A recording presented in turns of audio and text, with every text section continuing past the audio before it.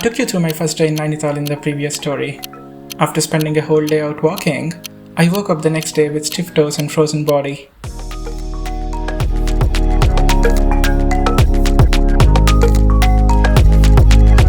Now that we are done with this update, let's do a quick time travel to Manali.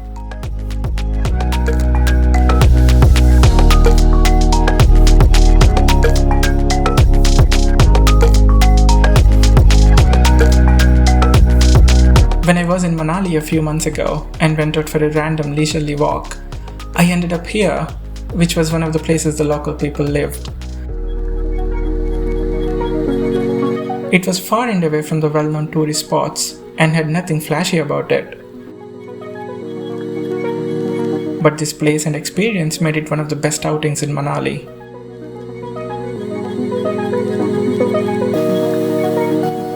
I met a few people, one of whom helped me with a shortcut to the hostel and led me through this beautiful path.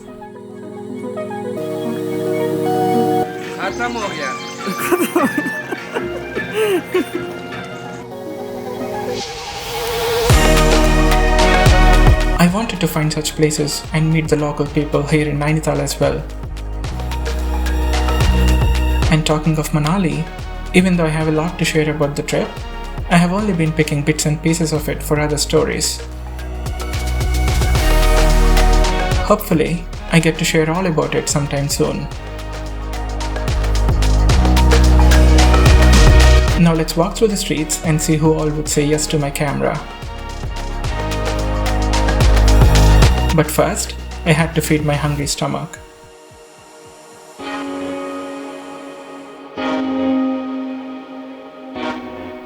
After I was back home and went out with my camera, I didn't have many interactions except maybe a couple.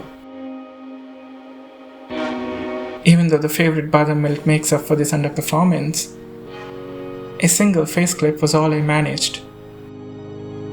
Not a good job in my own hometown. But it was a different story in Nainital.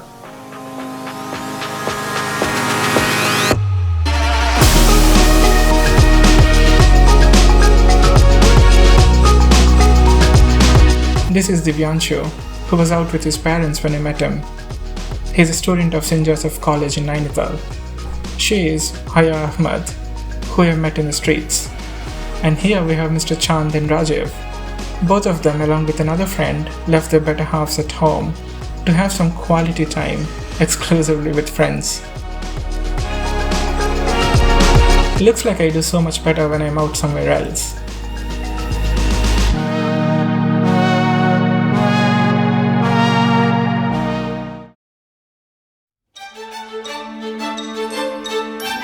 When you're out in the streets and willing to take any path that curiosity and instincts lead you into, there is a good chance of being rewarded. That evening, I took a turn into another narrow pathway that led me here. If I could share a perfect example of the moments I love to capture, it would be scenes like these.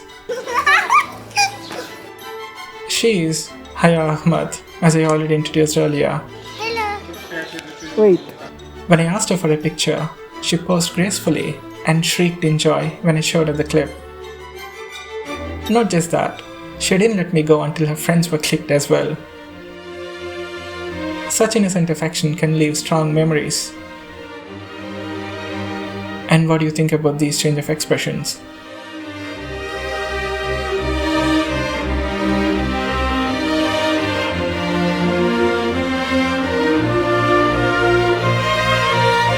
There was more reward waiting when I walked into another street.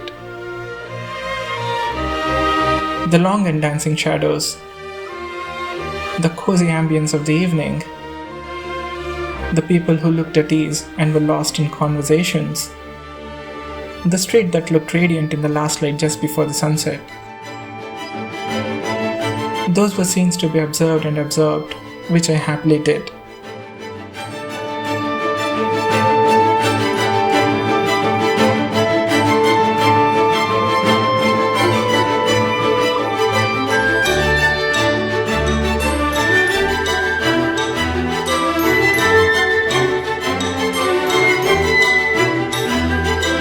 And what happened here?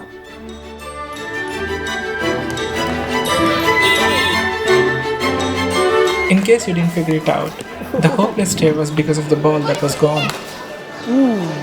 And they were not the only ones in distress.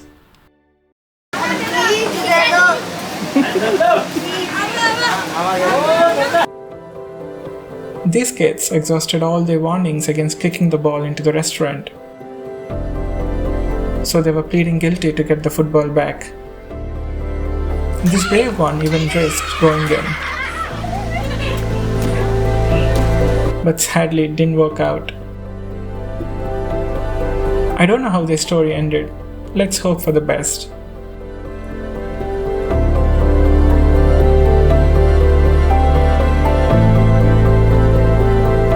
The language, food, weather, lifestyle and culture, they're all different here when compared to where I come from. Rather than pulling us apart, these differences when explored with an open mind and a tad bit of curiosity can bring us closer. Isn't that one of the best parts of travel? It draws you towards what you know is different. It takes you to people you have never met before.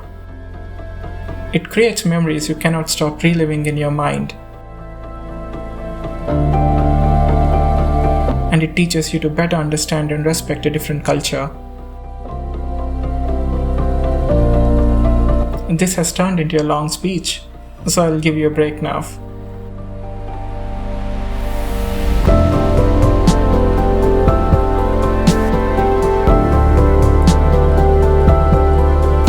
In the next story, we visit the Nainital temple, meet Mr. Ranveer Singh, and have lunch at Langar. See you soon.